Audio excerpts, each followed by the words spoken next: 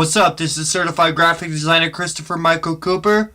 I'm sorry that I haven't posted a video in a couple days. I know I'm supposed to post a video every day on this YouTube channel on This Life Is Not Pretend TV.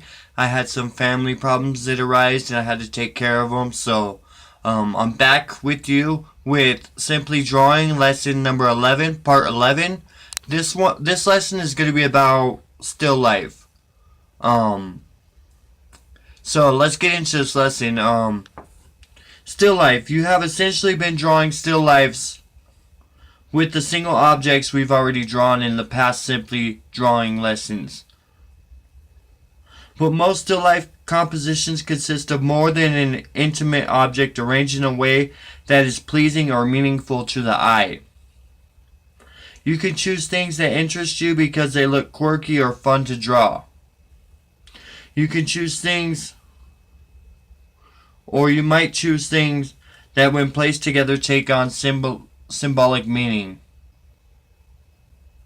Find objects around your house that you think will work well, or visit an opportunity shop or garage sale and see if they have any old things that would suit for you to be able to draw them.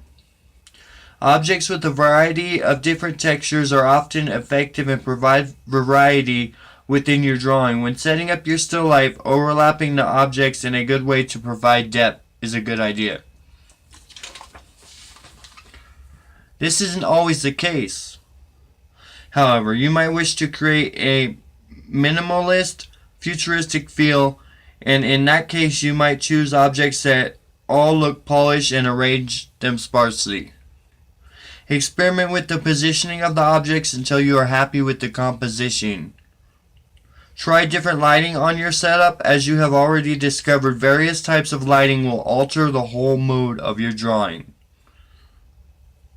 Play around with the light till you have the effect you're after. It may be natural light through a window or more extreme light from an artificial source. Once you are fairly happy with your composition, you can use the framing device to help decide how to frame your work. You may decide to have the drawing going off the page, or it may all be contained within the page. Unless you are specifically trying to achieve a minimalist effect, don't do a tiny drawing in the middle of your page with lots of space around it. Use your paper to its capacity.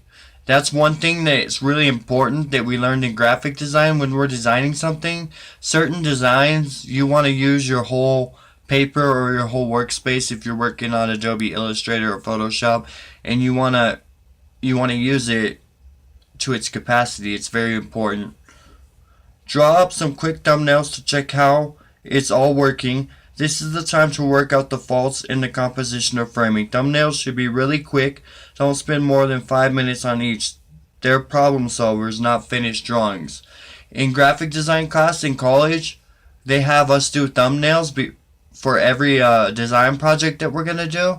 And sometimes I do over 50 thumbnails before I get my final ideas. So keep that in mind.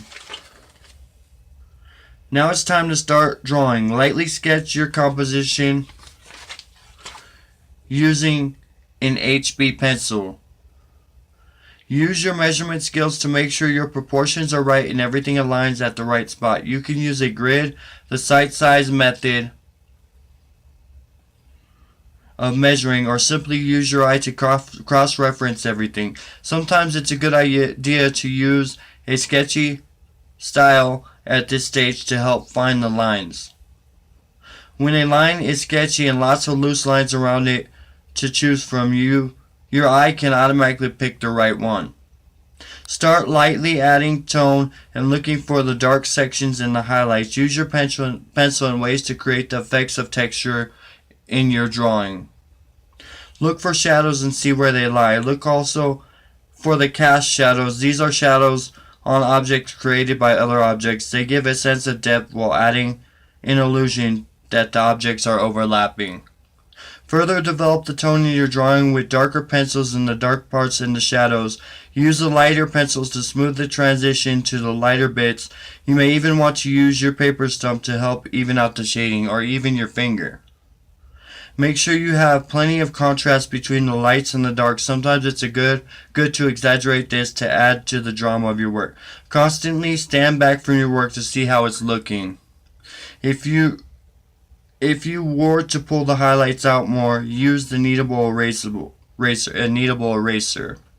Continue adding or pulling back tone and texture until you are satisfied with the end result. This is a simply drawing lessons part 11. This is a still life lesson. I hope this was helpful. Please subscribe to my YouTube channel and please check out sacredimprint.com. This is certified graphic designer Christopher Michael Cooper. Peace.